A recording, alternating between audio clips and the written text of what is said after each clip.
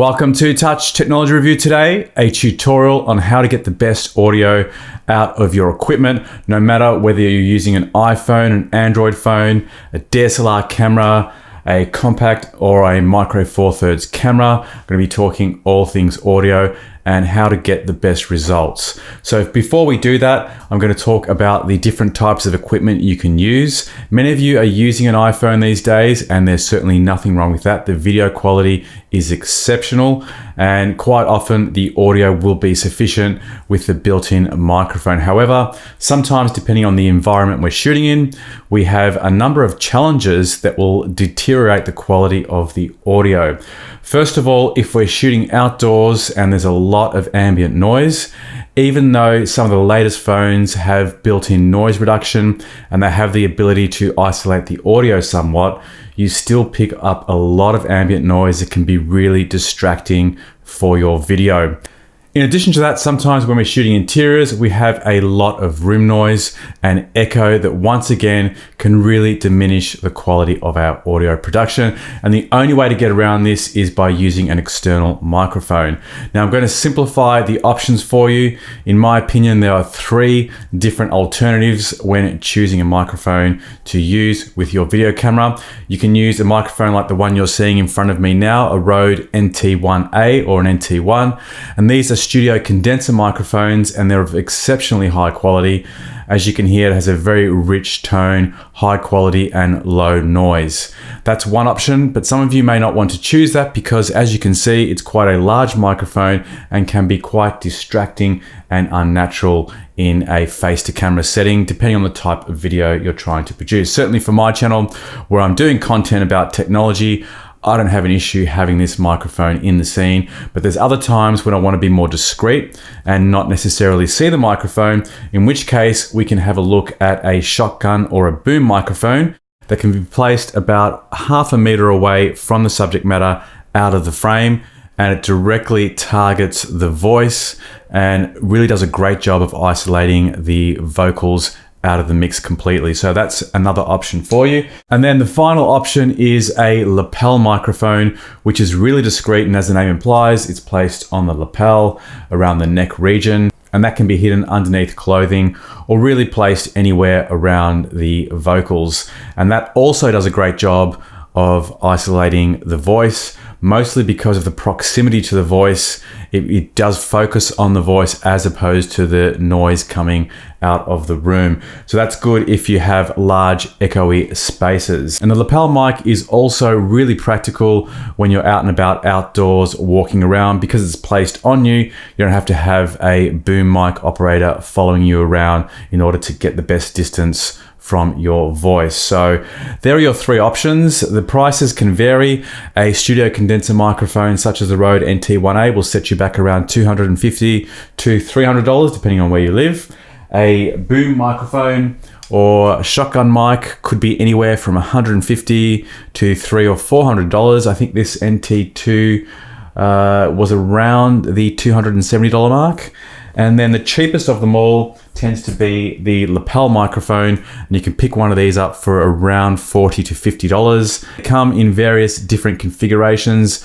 This one has a 3.5 stereo jack to go into an older type of iPhone or Android phone. It also goes into an audio recorder unit or directly into your camera. But you can also get them with the lightning port adapters so that they can be plugged directly into a brand new model of iPhone. Now, the other thing to note is that you can also put these microphones into an external audio recorder. I've got a Zoom H1. I've also got a H4, which I'm recording into right now. And they are going to offer the best audio quality with the least amount of noise. When you're plugging an external microphone into your camera and your iPhone, quite often you get a little bit of line noise from the 3.5 stereo jack, but that's not usually a major problem because you can get rid of that in post-production. And I'm going to show you how to do that in the next part of this tutorial. So hopefully that's given you some ideas about the different types of equipment you can use in order to get the best initial quality of audio. Certainly we can do a lot to fix bad audio in post-production. I'm going to show you some tips in this next section.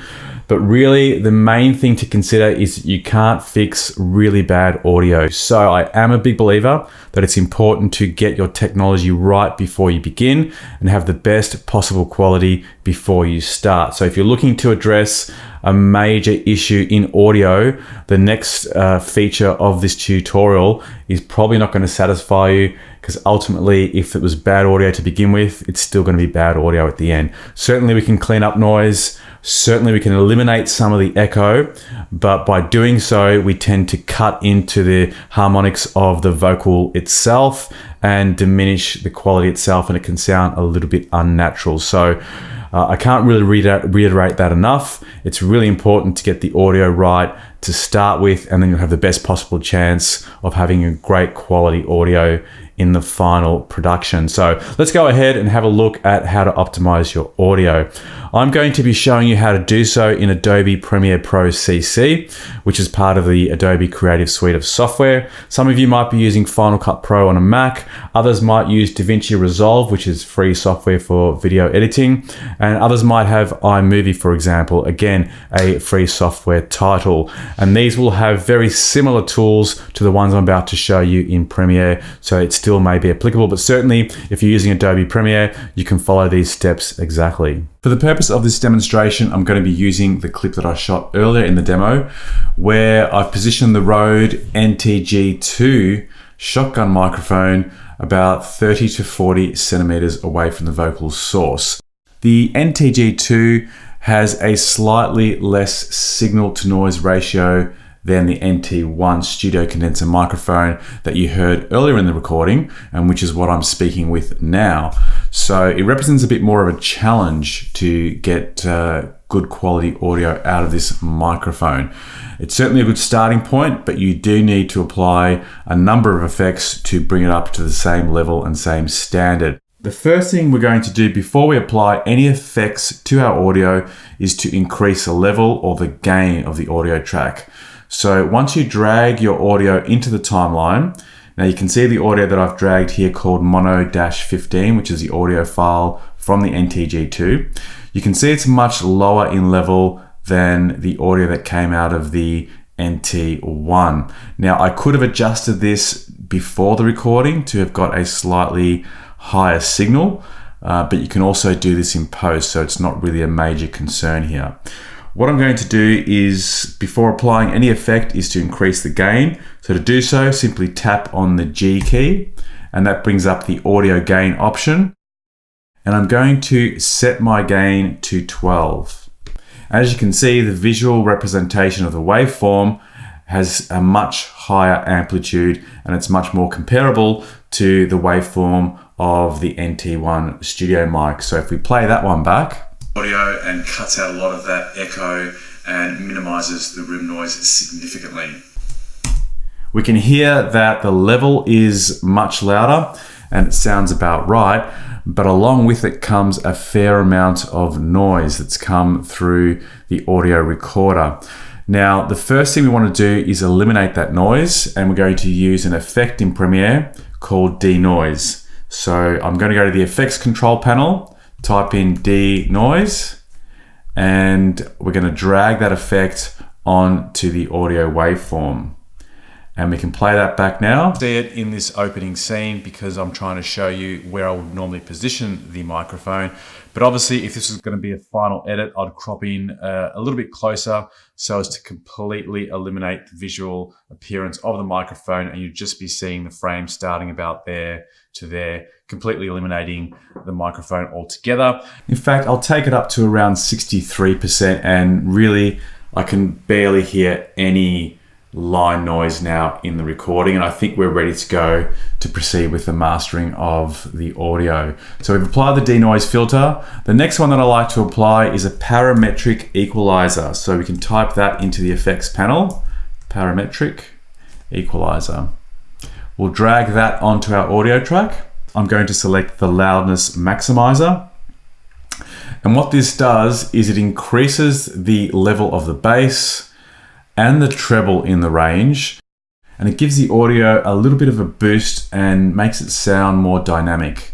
Have a listen to this. A microphone attached to you. you don't have the visual appearance of a microphone in front of you, and it can look quite natural depending on the look that you're going for. That's sounding much better already. The next thing I'm going to do is apply a compressor. And as the name implies, a compressor will compress your audio and it will make it punch out of the mix much further. So this is really important if you're using music backing tracks behind your vocals.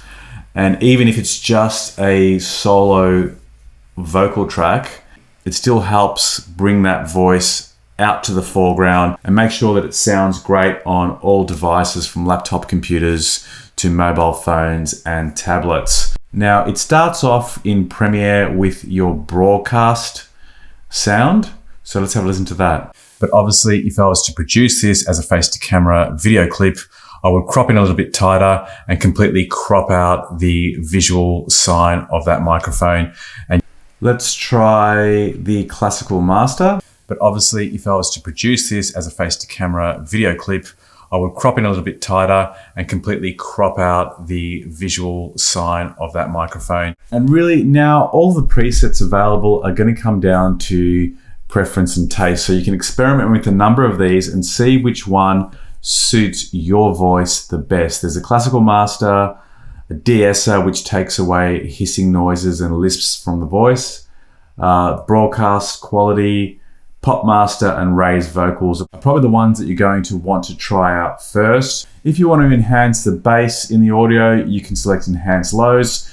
If you want to enhance the trebles, you could go enhance highs. And each of them has a different quality and is going to work with different types of voices, be it male or female, higher pitch, lower pitch voices. So really, there's no direct, simple answer here. It's a matter of experimenting with the different presets to see which one suits your voice. So I might stay with the classical master for this particular recording. I'll increase the gain a little bit. But obviously, if I was to produce this as a face-to-camera video clip, I would crop in a little bit tighter and completely crop out the visual sign of that microphone. And after applying the compressor, the vocal should be pretty consistent in volume. But sometimes if you have a difference in levels in a recording, there can be a benefit in adding a limiter, which can go one step further and can catch peaks that slip through the compressor. So if at certain points of your recording, the vocals raise above the certain decibel limit set by the compressor, the limiter can help stop it from doing so and stop those unnecessary peaks from occurring in the audio. So the final one is to add the hard limiter, go into the edit, and I usually limit it to -1, which will make it quite loud. If you like, you can go to -3. And now we'll listen to the final edit. But obviously, if I was to produce this as a face-to-camera video clip, I would crop in a little bit tighter and completely crop out the visual sign of that microphone, and you'd still be able to get this nice, crisp, clean audio without the amount of room noise or echo that you would normally encounter if you're recording from the camera microphone, which is situated about 1.5 meters away. So this can make a really big difference, and as you can see, it can be quite unobtrusive and very easy to walk in and out and create multiple scenes with this microphone. Now keep in mind, I think this audio is not as good as the Rode NT1 that you heard earlier.